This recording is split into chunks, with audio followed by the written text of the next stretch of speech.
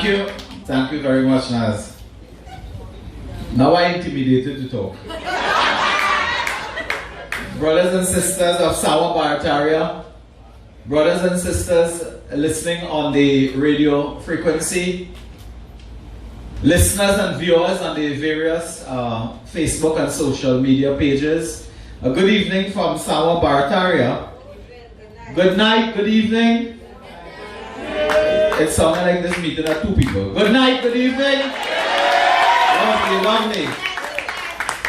I salute and acknowledge members of the head table, the very dynamic, brilliant Mr. Shane Mohammed. Tonight, I never hear Ramona talk like that in my life. Hot like a chulha. Ramona Yatian. Our very distinguished Senator Tahaka Obika. Powerful. And from tonight in Sawa Barataria, we call him Rodney the Prophet Charles. And of course, the speaker before me, in Sawa Barataria and in this country, you can feel it in the air. You can feel it in your bones. That if anybody can, Juan can. In Sawa Barataria, if anybody can, Juan can. So, this seat will remain in the faithful and loving arms of the United National Congress. And tonight is a pleasure to be here to speak because, as the chairman and others told you, I have been gagged and banned from speaking in the Parliament. I cannot speak in the House. So that means there are two houses I can't talk in now. But they will not prevent me from speaking on the pavement, on the street, in the village, in the towns, and exposing the PNM, exposing Rowley. And brothers and sisters, let's cut to the chase. People know I am a man, I don't run, I don't hide. I confront the issue as I confront every issue, straight on. There are people who are here tonight, there are people who are listening, and they are members of the media, and they really want me to comment on the matter of the day. So don't run and don't hide. This has been a long, a hot, and a disturbing day in the politics of Trinidad and Tobago. Yes. Say that again. This is a day that is more than 24 hours, politically speaking. So tonight, I speak as if I'm speaking about the remains of the day. I begin by telling you that we must never be happy, we must never find joy, and we must never find pleasure at the misfortune of others. That is not something we must ever do. So it brings us no relief, no joy, that a member of the cabinet is before the authorities facing very serious questions and accusations. That cannot bring us happiness, and we must never gloat.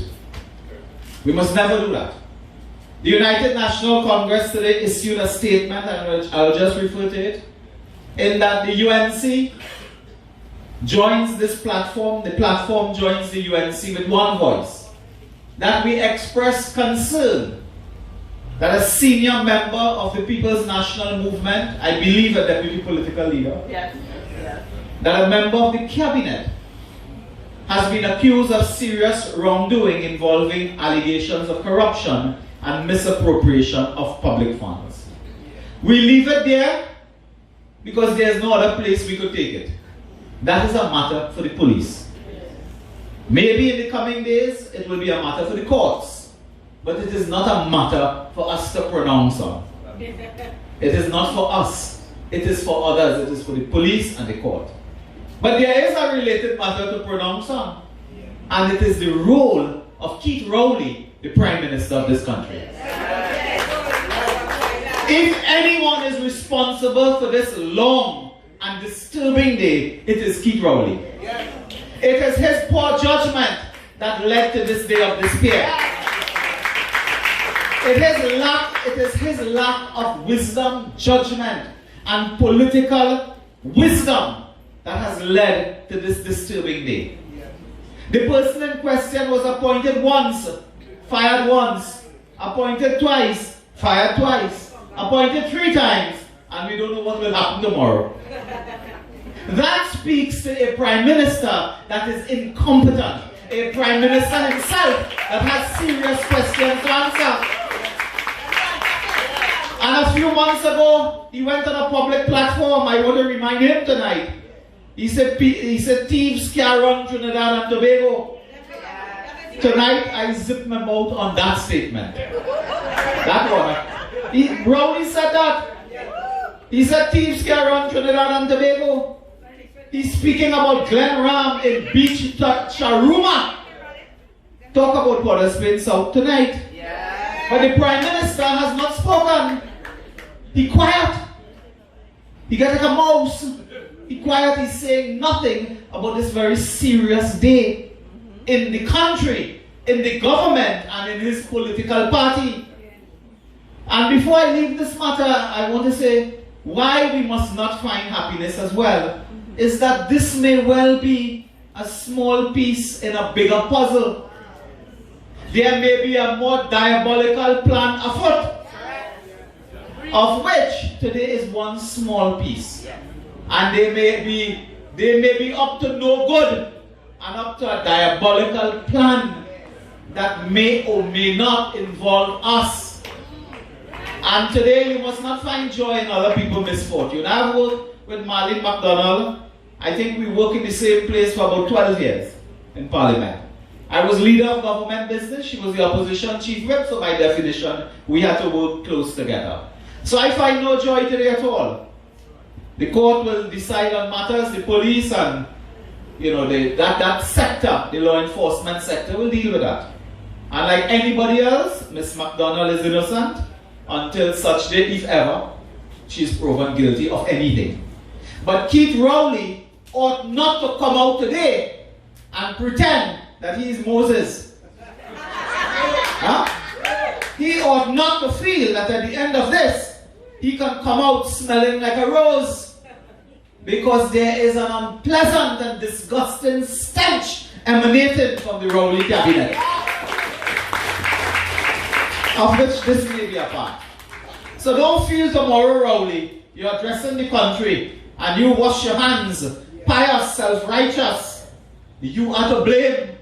You are to blame. As you are to blame with the undermining of the integrity and you may not know, but Dr. Rowley was invited by the Law Association, as I was, to make a statement on that matter involving the Chief Justice. He was invited, I was invited too, by Mr. Douglas Mendes, I believe, President. I made a statement. I sent a letter indicating what knowledge I had, and whatever they asked me that I couldn't answer, I told them where to go to get the answer. I helped as best as I could. But tonight I asked Dr. Rowley, did you help? Did you help? When the Law Association wrote you and asked you to explain yourself in relation to serious allegations of the Chief Justice, did you reply? And if you did not reply, why? You didn't even ask a lawyer to write on your behalf. Why is it that when serious questions were being asked of the Prime Minister by the issues involving the Chief Justice, you chose to remain quiet? Denise Wren, a reporter, who Dr. Rowley went in Parliament and said Kamala Prasad Bisesa and her ministers conspired to kill her. Yeah. Do you know that? Yeah. Denise Wren has put in the press that she has seen WhatsApp messages involving the Chief Justice and the Prime Minister. To this day, the Prime Minister has not denied that, or confirmed it, as the case may be. Not to my knowledge. So, brothers and sisters, the Prime Minister has a lot of questions to answer on that matter of the Chief Justice and why he failed to trigger Section 137 for an inquiry. And you know, had he done that and had there been a proper tribunal, we would not have this daily scandal with the media, with the judiciary. Every day is Bacchanal number 1. The next day, Bacchanal number 2. The next day, Bacchanal number 3 in the judiciary. And that is not good for this country. No. Questions being asked about Justice Lucky. Next week, questions being asked about somebody else, I don't know. The following week, another person. If there was a tribunal and these matters arose, you will go before a proper legal body and in a proper procedure. You can put it forward and have people defend themselves or confront who making such attacks. Very important.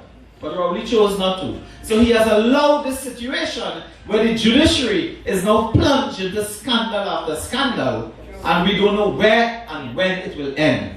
That falls at the feet of the most incompetent prime minister that this country has ever seen. Fuad was right. There were times under the PNM Manning, bad as you think he was, but there may be sectors where there's health, education, infrastructure, you see something happening. Under this country, absolutely nothing. As Rodney told you, it is only the funeral homes expanded employment for the dead. That is what the country has reached to. You cannot walk on the street. You can't lie on the street. You can't sit down in your gallery. If you want to sit down in the gallery, you have to put a burglar-proofing around the gallery. Because that is how it is. You go in a shopping mall, it has nobody. And if you park in the mall, well, they steal your car. This is Trinidad and Tobago. It is unrecognizable from the country we left in September 2015. So brothers and sisters, Rowley has nothing to show. He has nothing to show when he goes to the polls in a few months. Could he tell you he helped in health? No. Could he tell you to do anything in education? No. Could he tell you, well, look, we did very, very good with water? No. Greenville, they're ready to flood again. This PNM is blight. It rains everywhere except in a reservoir. There's no water. Ramona told us they turned a 1 billion facility in Cuba into a drugstore. And you know, you ask what Terence Dialsing is by profession. I know. He's a failed druggist. Not a pharmacist, you need a qualification for that. In those days, there's a called Alfred Richards something. I don't know who enough to know is Alfred Richards. But they were druggists. Rodney? Yeah. So, they turned the hospital into a drugstore. And then Ramona tells us they're now looting. They're now involved in looting. They're going in the night and pulling out things. That is looting. They could have been doing that in 1990 during the coup.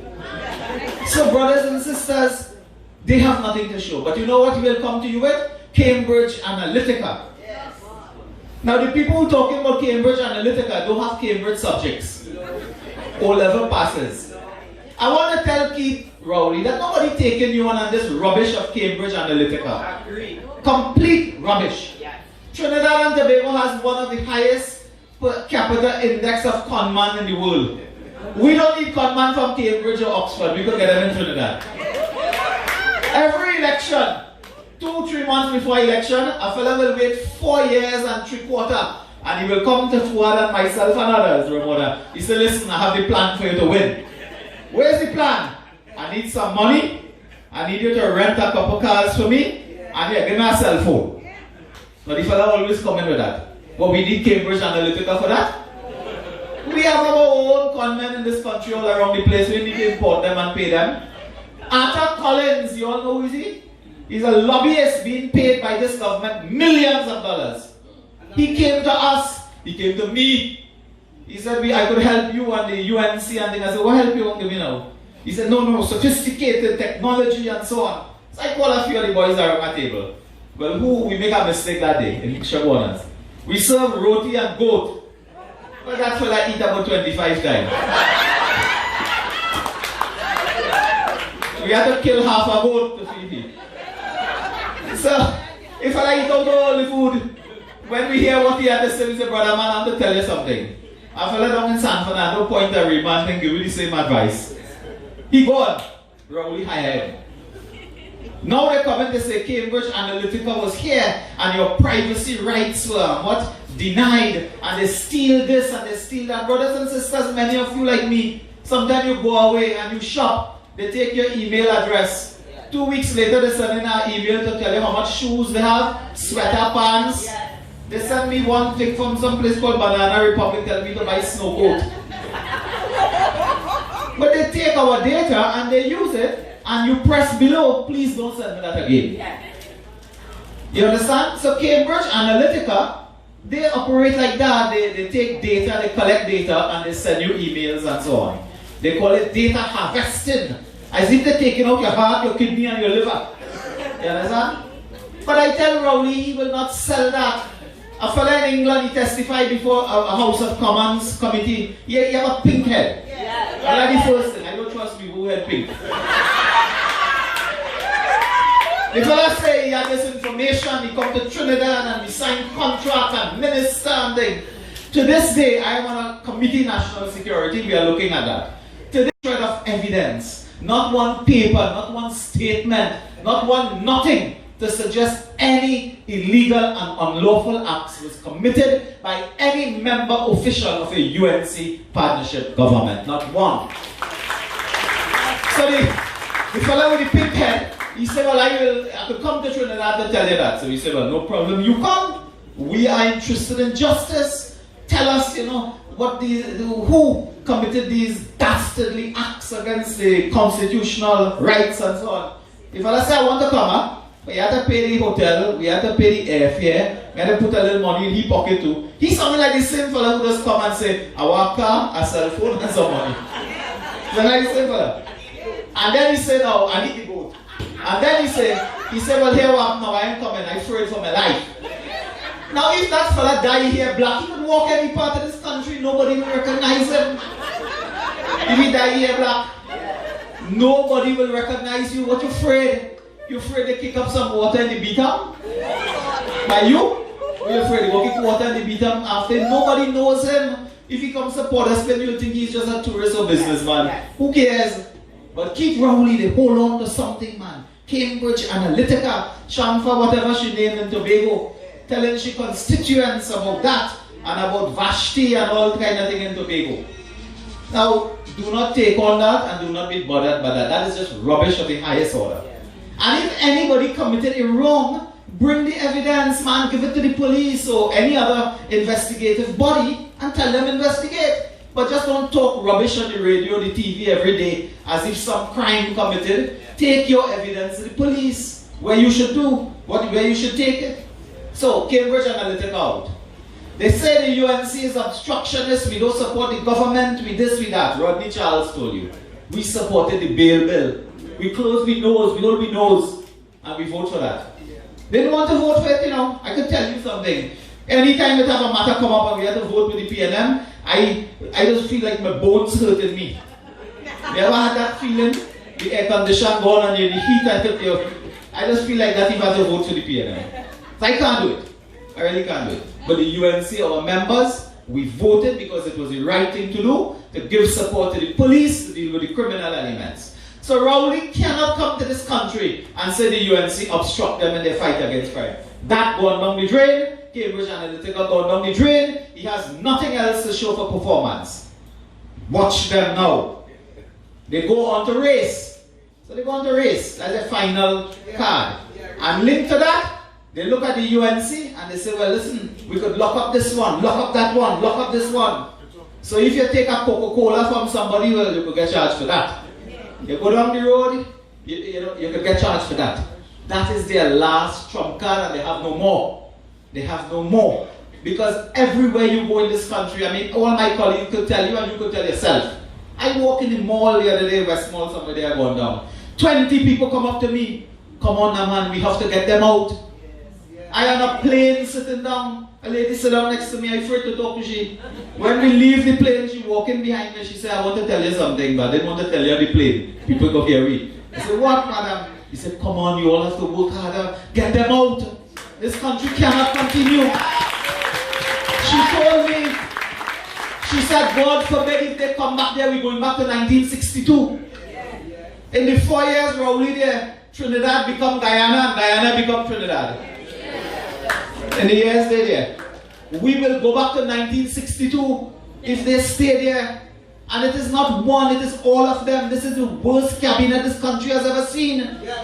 Normally in a cabinet you will have 3 or 4 good fellas, the women bright, brilliant, 5 or 6 workers and so on. It's normal. Some people, not all, will be at the same level. But there's none with them there. Imagine Lennox Grant said in the papers 2 weeks ago, he said Stuart Young epitomized the lack of talent that this government has at its disposal. That's Stuart Young, minister of everything, and end up doing nothing. He comes to Parliament, insults us. He was pioneering sandals that go down the drain. What about the Dragon deal? Rowley was in a conga line in Caracas, whining behind Maduro. The Dragon deal, gas coming, man, they will save the country. When they're coming back on a plane, they're drinking with the media. You remember? Greatest achievement, we signed something. Sign what? All of that gone down the drain. Today, and I leave you now because I think I take forever.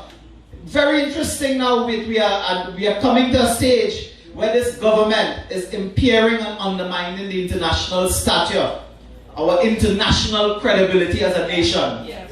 A member of the US Department of State said recently on the social media that we have enjoyed a great relationship with the US and we should not undermine it now by supporting clandestine and illegal activities by the government of Venezuela. Venezuela is a country, I know I was growing up in the 80s and 70s, some of you. Listen, man, that was in New York of the Caribbean. When you want to know where's a subway, you go Caracas. Huh? You can't reach New York, you can't reach London and things. You go Caracas and you see subway, and you go with your bag, what they call it, Savannah Grande or something, and you shopping. When you come back, Caracas, you're talking about how beautiful that place is. Venezuela is an example of how one man could destroy a country. We have one man here today. He buying painting. $2 million for painting. You know what's the next sign of totalitarianism? When they take food from your mouth and they buy painting with the money. And when they start writing their own history book. Writing history is a job for historians. That's a job for private sector, university people. Yes. A government may want to invest in a project and so on for public policy interests. Writing history book is not the role of a government. That is when they want to brainwash you and the children into a particular thinking. Watch the signs of a creeping totalitarian dictatorship. You saw it in Caracas. Look what happened there. They denied to the end that was a humanitarian crisis. It can happen to Trinidad and Tobago. But we must band together. Now is the time to come closer together, to band together, hold hands, lock arms. Now is not the time for bickering and fighting and quarreling about who this one is and who that one is and so on. Now is the time to unite under the United National Congress. Under the one leader of the United National Congress, the Honorable and take back this country from these demons that have taken possession of this country. Thank you. Long live the good people of Barataria and God bless you.